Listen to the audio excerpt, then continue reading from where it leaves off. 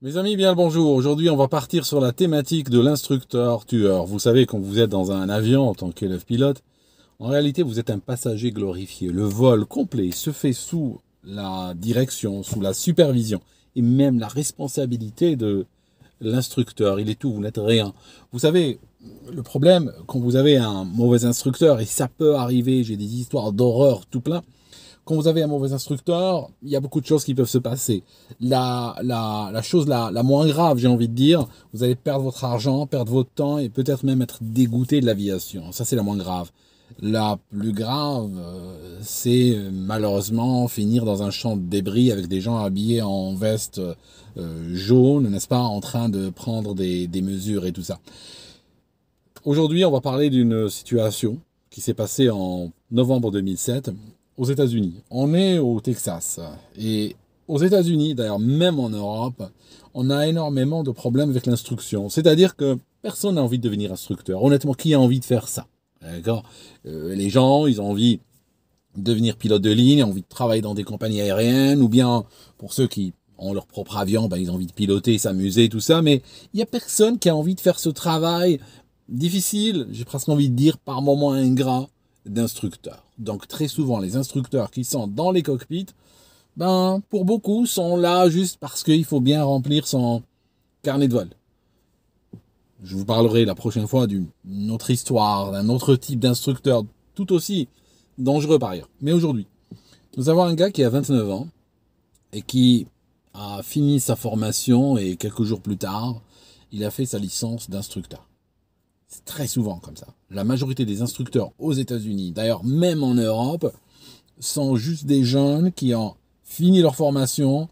Le lendemain ou le surlendemain, ils ont une licence d'instructeur et ont commencé à voler avec d'autres personnes, à vouloir finalement leur transmettre une maturité, puis leur transmettre une expérience qu'eux-mêmes n'ont pas, pour justement remplir leur carnet de vol et pouvoir aller ailleurs. Donc très souvent, dès qu'ils ont assez d'heures de vol pour devenir intéressants pour une compagnie aérienne ou autre, ils vont partir, ils vont pas rester.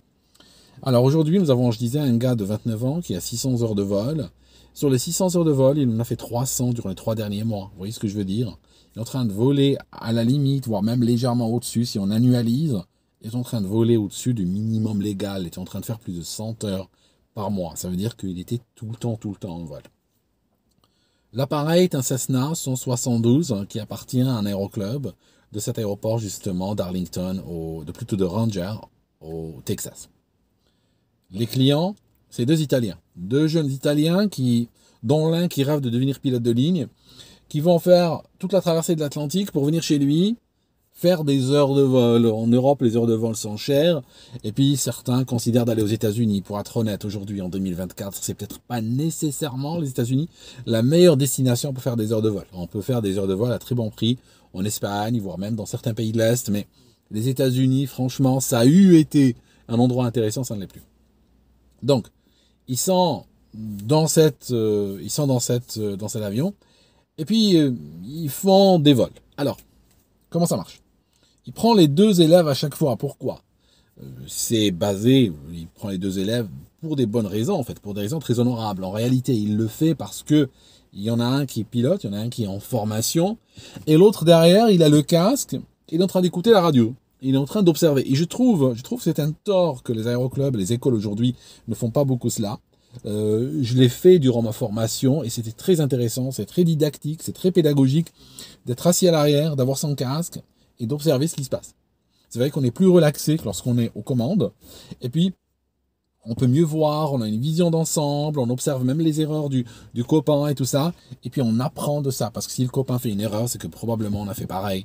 Quand l'instructeur, par exemple, est en train d'arriver, et puis l'instructeur dit « t'es trop haut », alors peut-être, quand on est aux commandes, des fois, on réalise pas vraiment. Mais quand quelqu'un est assis derrière, et puis il regarde décontracté, il dit « oui, mais c'est évident que c'est trop haut si je regarde tel repère ». Et plus tard, lui-même, cette personne, fera moins d'erreurs. Donc, quelque part, c'était basé sur une bonne intention. Ils sont trois dans cet avion. Je disais, ils volaient principalement sur Cessna 172 et puis ils volaient sur PA-28. Et ce jour de novembre 2007, ils sont sur un PA-28. Cet instructeur était quelqu'un qui s'embêtait. Vous savez, Voler un PA-28 ou un Cessna 172, c'est bon, c'est amusant les premiers temps. D'accord, au début c'est amusant, mais au bout d'un moment, c'est vrai que ça peut commencer à devenir un peu répétitif, surtout pour les gens qui accumulent les heures et les heures, et ils ont envie de pimenter. Alors pimenter, ça veut dire essayer de rajouter peut-être un élément d'excitation dans la journée. Alors par exemple, on va trouver des gens qui vont voler à très basse altitude, voire même faire du razmot. Je vous en parlerai plus en détail la prochaine fois de ce type de choses. Il y a des gens qui vont faire de la voltige improvisée. Par exemple, vous savez, j'ai parlé à un ami l'année dernière, 2023, qui au Royaume-Uni fait du planeur. Il a rejoint un club qui font du planeur. Et vous savez ce qu'il m'a dit? J'étais avec un instructeur et puis il a fait décrocher le planeur. J'étais assis à l'arrière, il a fait décrocher le planeur. Et puis il est rentré dans une spin, dans une... comment dire en spin en français? C'est une vrille. Ça signifie l'avion est en train de tomber, puis en tournoyant sur lui-même. Ok, moi la première chose que je lui ai dit, est-ce que tu penses que ce planeur est certifié pour les vrilles? La prochaine fois, elle a été vérifiée, il y avait un petit panneau qui était écrit, une sorte d'autocollant, et c'est écrit vrille intentionnelle interdite sur cet appareil.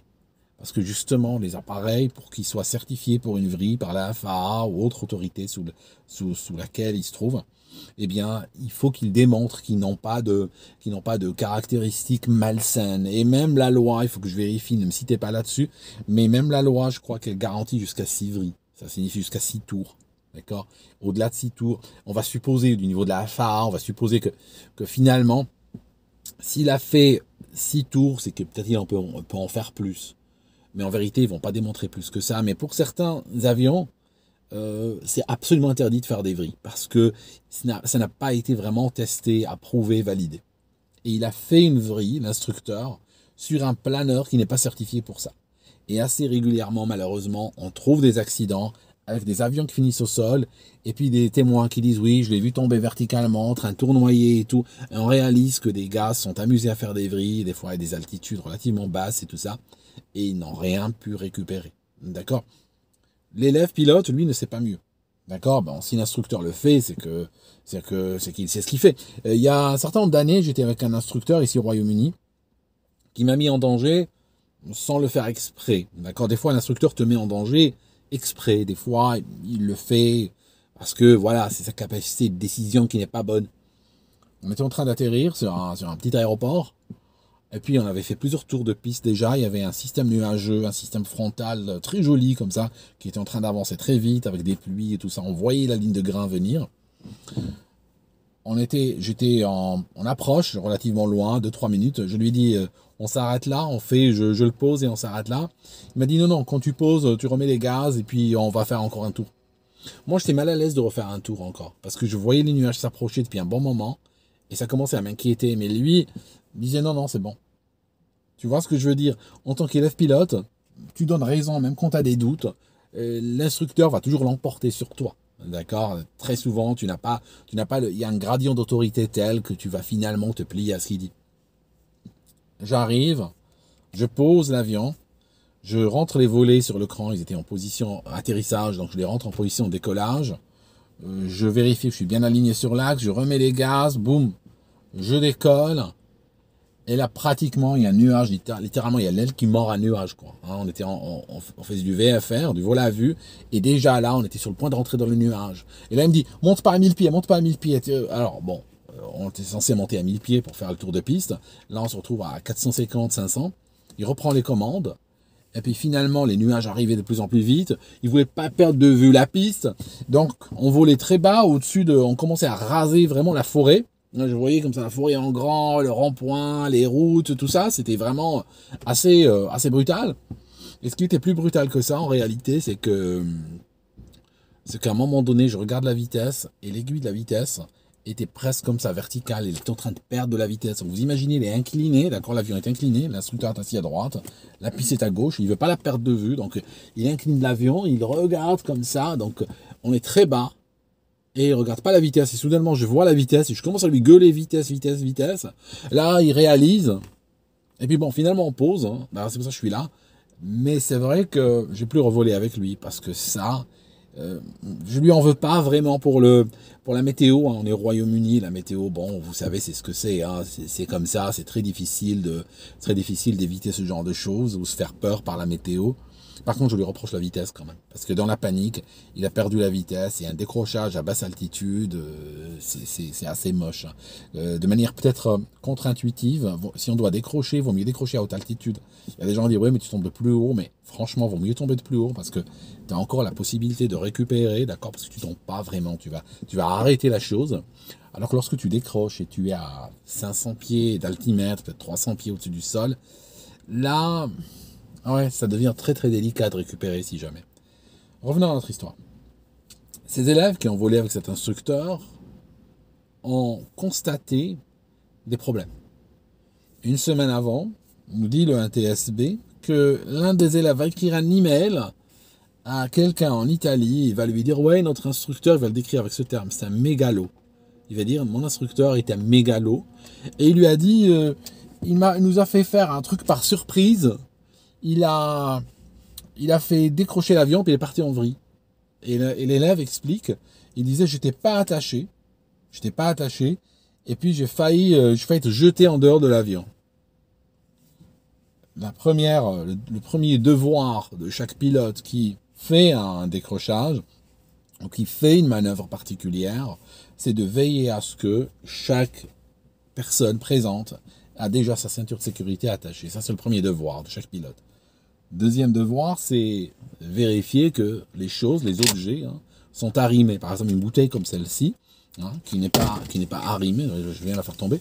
Celle-ci, si tu la prends sur le visage, lors d'une manœuvre brutale, ça peut faire ultra mal. Et je ne te parle pas encore des sacs à dos, des crew bags et d'autres objets, d'accord, et des barres, des fois, il y a des barres en métal pour tirer l'avion. Il y a plein d'objets qui sont dans l'avion.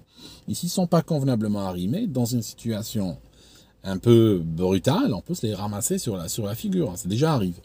Donc, ce pilote cet instructeur, fait rentrer l'avion dans une vrille, par surprise, sans avertir ses élèves, et sans même veiller à ce que l'élève qui était assis à l'arrière soit attaché. De sorte que ce dernier s'est retrouvé collé au plafond. D'accord? Donc il a dit finalement dans son email, c'était amusant. Alors que c'est pas amusant du tout, c'est hyper dangereux. Ce même instructeur, il y avait des bruits à l'intérieur de l'école, comme quoi il faisait plein de figures de voltige en Cessna 172, qui n'étaient pas certifiées pour. Mais lui faisait des figures de voltige particulièrement brutales. Tout simplement, c'est quelqu'un qui avait envie de mettre du piment dans sa vie qu'il trouvait ennuyeuse. Le truc, c'est que les gens, en général, ne parlent pas. D'accord? Les élèves ne parlent pas. Parce que, tout simplement, vous savez, l'aviation, c'est comme la médecine, c'est comme d'autres environnements. Les gens, ils voient beaucoup de trucs très bizarres, mais ils parlent pas. Hein. Il y a cette loi un petit peu du silence. En plus, l'élève, il sait pas trop. Hein. Il peut parler, il a peur de subir des retombées, il a peur de subir qu'on le punisse, il a peur de plein de choses. D'accord? Il a peur même, au pire des cas, on peut lui dire tu racontes n'importe quoi, t'as mal compris, t'as mal vu, et puis finalement, je sais pas pourquoi tu es en train de dire ça pour commencer, et puis on te met dehors. Il a peur de ça, d'accord? Donc finalement, il dit rien. Cet ami, il a été en 2023 au Royaume-Uni dans un planeur qui a fait des vrilles, alors qu'il n'est pas certifié pour, il n'a pas dit un seul mot. Hein. C'est tout, juste il évite cet instructeur, mais il n'a pas dit un seul mot. C'est comme ça. Il y a la loi du silence, malheureusement. Alors, je disais, ce jour-là, ils sont en train de voler avec cet instructeur et ils décident de faire des manœuvres. Ils décident de faire des manœuvres extrêmement brutales pour leur montrer. Voilà, ils sont en croisière et à un moment donné, bon, il a envie de s'amuser. On est dans un PA-28, il y a 3 personnes à bord. Ce qu'il a fait, malheureusement, c'est que le PA-28, c'est un bourrin, quoi. C'est pas un avion, c'est un avion juste pour utilitaire, hein, comme on dit. C'est un avion pour faire de la formation, pour faire des vols, pour voler pépère, gentil, quoi. C'est pas un Extra 300S ou un Zlin ou un truc comme ça, quoi. C'est pas un avion de voltige ou qui se laisse brutaliser, quoi. Il faut juste y aller mollo avec. Le truc, c'est que dans l'une de ces manœuvres, il a causé un nombre de jets tellement important, et c'est très facile à faire en réalité, il a causé un nombre de jets tellement important que l'avion s'est désintégré en vol. L'acrobatie, le vol acrobatique ou la voltige, c'est une formation, c'est une expérience, C'est quelque chose de particulier. Il faut savoir le faire. On ne peut pas l'improviser. On ne peut pas regarder une vidéo sur YouTube et le faire. Ça n'accepte pas l'improvisation. Il faut avoir la bonne formation. Mais il faut avoir le bon matériel. Il faut avoir le bon avion pour ça. Lui n'a jamais été formé à faire ce genre de vol, du vol acrobatique. Et il a utilisé un avion qui n'est pas fait pour ça, qui n'est pas certifié pour ça. Et voilà, résultat net, il a éclaté l'avion en vol. L'appareil a été retrouvé, a été distribué sur une distance d'à peu près 1,5 km. Ils ont trouvé 5 ou 6 sites où il y avait du matériel, où il y avait donc des éléments, hein, la voilure dans un endroit, l'empennage dans un autre, le moteur encore dans un autre, un carnet, un stylo, un téléphone, vous voyez le genre, hein. C'est distribué comme ça sur une grande partie, on va dire, du paysage. Heureusement, ça n'a touché personne au sol. Mais le fait est que les 3 sont morts. Les 3 personnes qui étaient dans l'avion, l'instructeur, les 2 élèves pilotes qui étaient venus d'Italie pour se former, ben, ils ont fini, voilà, ils ont fini tués par l'ordre de secours. Voilà, l'ordre de secours qui a été mené de manière complètement non professionnelle. Voilà. Donc c'était juste une petite histoire, et la prochaine fois je vous parlerai d'une autre qui s'est passée au Maroc, où encore une fois on a un élève pilote qui avec un instructeur. Le vol, encore une fois, se fait sous la responsabilité de l'instructeur, et puis ils volent tellement bas qu'ils vont se ramasser. Ils vont se ramasser dans une toile d'araignée. En fait, toile d'araignée, en réalité, je vous parle d'un fil électrique. Ils se sont pris dans un gros fil électrique, un gros câble électrique, et malheureusement ça s'est très mal terminé. Je vous en parlerai la prochaine fois. Merci mes amis, et puis à très bientôt.